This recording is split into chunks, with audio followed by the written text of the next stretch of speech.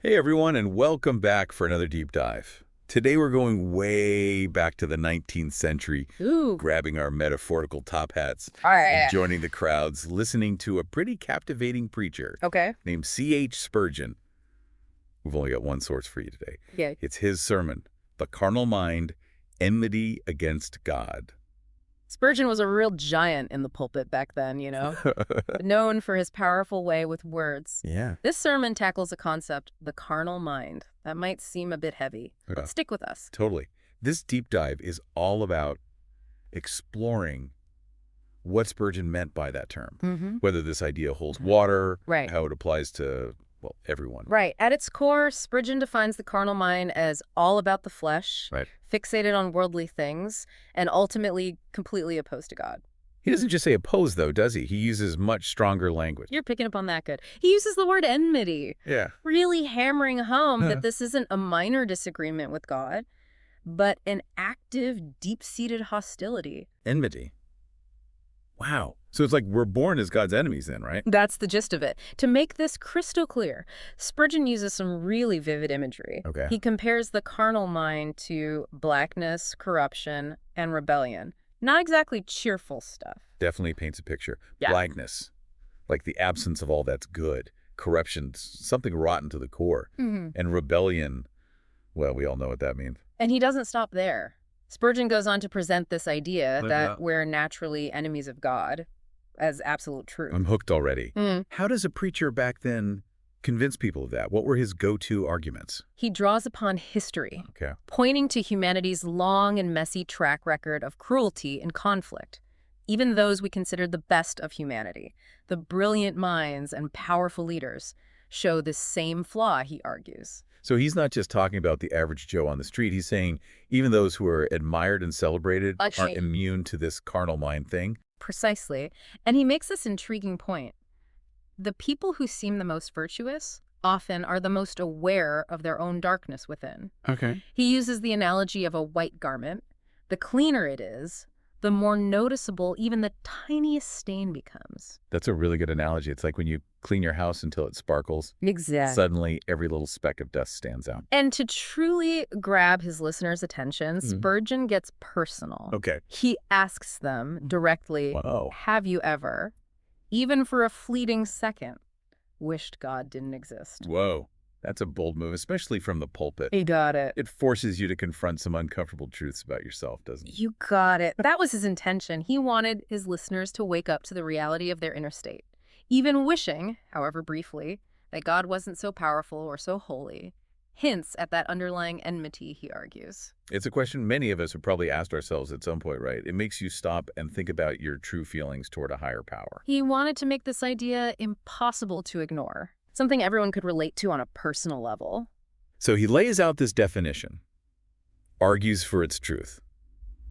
What comes next in his argument?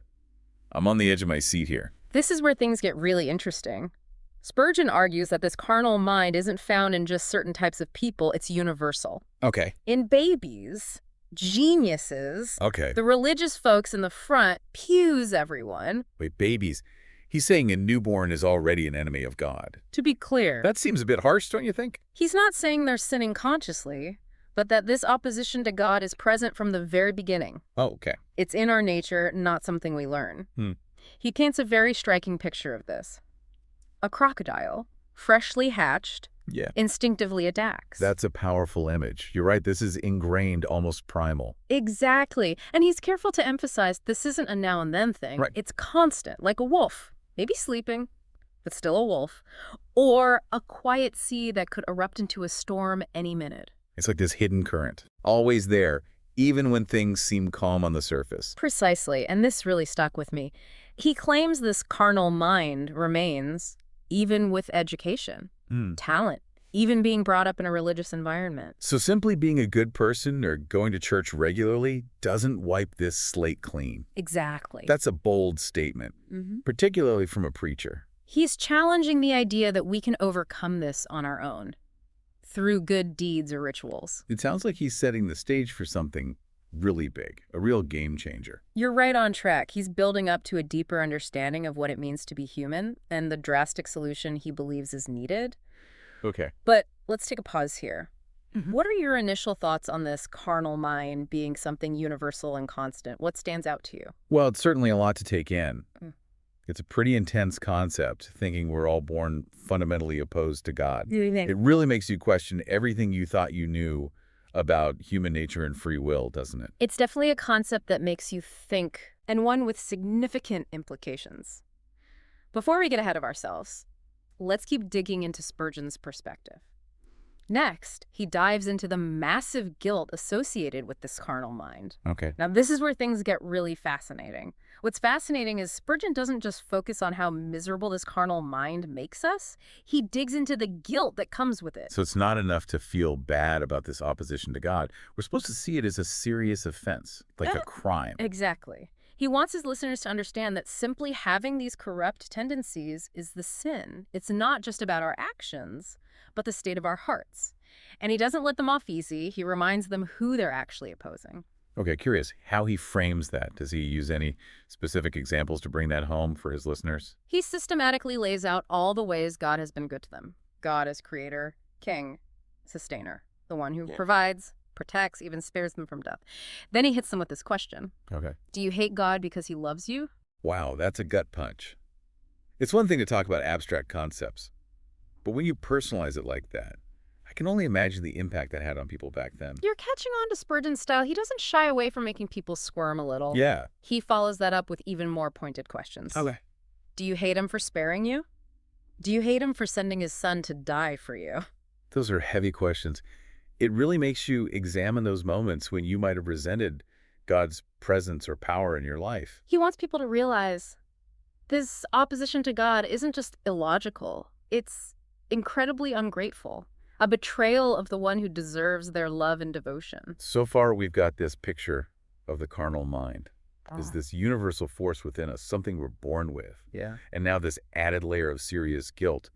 Where does Spurgeon go from there? He then tackles the big question, what are the consequences of all this? Okay, so we're moving beyond just defining the problem. He's getting to the so what of it all. What were some of the key implications he drew out? One of the most significant is the impossibility of what he calls salvation through merit. Can you break that down for me? I'm not sure I fully grasp what he means by that.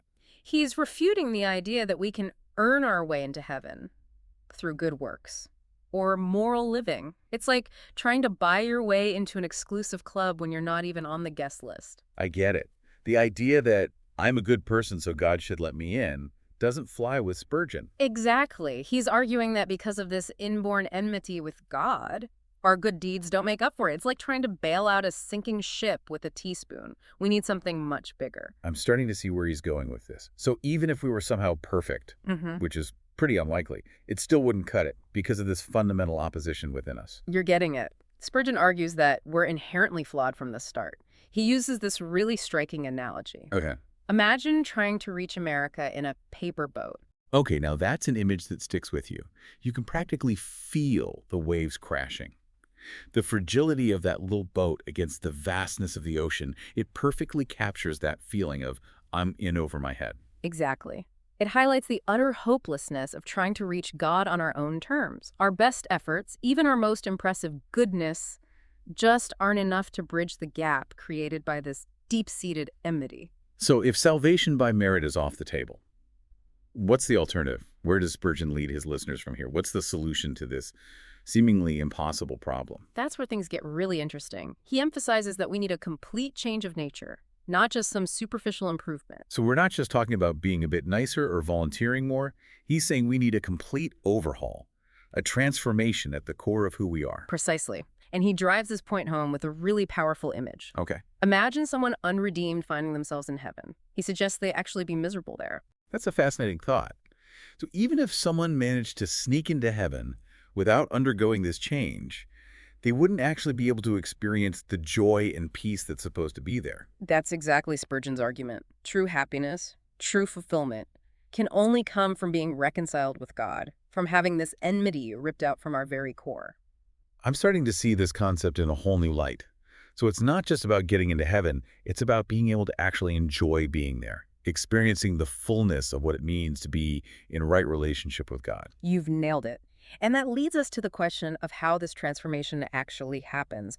But before we jump into that, What strikes you about this need for a complete change of nature? Honestly, it's a bit daunting. I mean, trying to be a better person, working on bad habits, that's one thing. But a complete overhaul, that feels almost impossible. It's a profound concept, no doubt about it, and that's precisely the question Spurgeon tackles in the final part of his sermon. So we're in this predicament. We need a complete change of nature to overcome this carnal mind. But how on earth does that happen? Can we just willpower our way into being less opposed to God? It's the question at the heart of it all, isn't it? And Spurgeon doesn't leave us hanging. He points to a power far beyond ourselves, Okay. something capable of transforming us from the inside out. Okay, I'm all ears. What's this powerful force he talks about? He calls for more preaching of the Holy Spirit. The Holy Spirit. So we're venturing into the realm of divine intervention here, not just self-help, right? Precisely. Spurgeon argues that no matter how much we try to improve ourselves or act morally, it won't bridge the gap between our carnal nature and God. It takes a supernatural work of grace. It's like trying to build a skyscraper with just toothpicks and glue. You need something infinitely stronger, something that can handle the immense forces at play. That's a great way to put it. Spurgeon firmly believed that true change doesn't come from just changing our outward behavior, but from an internal transformation sparked by the Holy Spirit. But how does this Holy Spirit thing actually work? Does Spurgeon offer any real-life examples or stories to illustrate this? He actually uses a well-known story from the Bible, Moses lifting up the bronze serpent in the wilderness. Remember that one? It rings a bell. Refresh my memory on how that story goes. The Israelites had been complaining and rebelling against God, and as a consequence, they were being bitten by venomous snakes. To save them, God told Moses to create a bronze serpent and mount it on a pole. Anyone who was bitten could look at the serpent and be healed. Right. I remember now. Okay. But how does a snake on a pole connect to the carnal mind and the Holy Spirit? Spurgeon cleverly uses this story as a metaphor for how we're saved from the deadly effects of our sin, which he traces back to our carnal nature. Yeah. The bronze serpent represents Jesus Christ, lifted up on the cross. Just like those who looked at the serpent were healed, those who look to Jesus in faith are saved from the grip and punishment of sin. So it's not about racking up good deeds to please God. It's about this simple act of looking to Jesus, trusting in his sacrifice for us. Exactly. And this act of looking, of turning to Jesus in faith, is something made possible by the Holy Spirit. He's the one working behind the scenes. So the Holy Spirit allows us to even see Jesus in the first place, to recognize him as the answer to our predicament. That's the idea. He opens our eyes, softens our hearts, and draws us toward Christ. So it goes deeper than just understanding things intellectually. It's about a change of heart, a deep transformation that only the Holy Spirit can bring about. You've got it. And this is where Spurgeon's message really lands. He speaks directly to his audience, urging them to take stock of their own standing before God. He reminds them that they're naturally at odds with God, but reconciliation is possible through Jesus Christ. It's like he's offering a lifeline, Yeah. an invitation to those weighed down by their own shortcomings and separation from God. And he doesn't stop at the invitation. He ends with a powerful call to action, urging them to look to Jesus, to fix their eyes on him and find healing and hope. It's been a wild ride today exploring Spurgeon's concept of the carnal mind. It's a challenging idea for sure, portraying human nature as naturally at odds with God. But in the end, it's not a message of doom and gloom, is it? It's a message of hope, pointing to the transforming power of the Holy Spirit and the love of Jesus Christ that bridges the gap. You've summed it up beautifully. We've waded through some deep theological waters today, but we emerge with a richer understanding of what it means to be human and the path to redemption. Absolutely. Even when we're messed up and rebellious, there's a God who loves us and wants to set things right with us. And with that, we leave you with something to chew on. If this idea of the carnal mind resonates with you, what does it mean for your own relationship with a higher power? Take some time to ponder that and explore it further on your own. Thanks for joining us on this deep dive. Until next time, keep exploring, keep questioning, and keep seeking.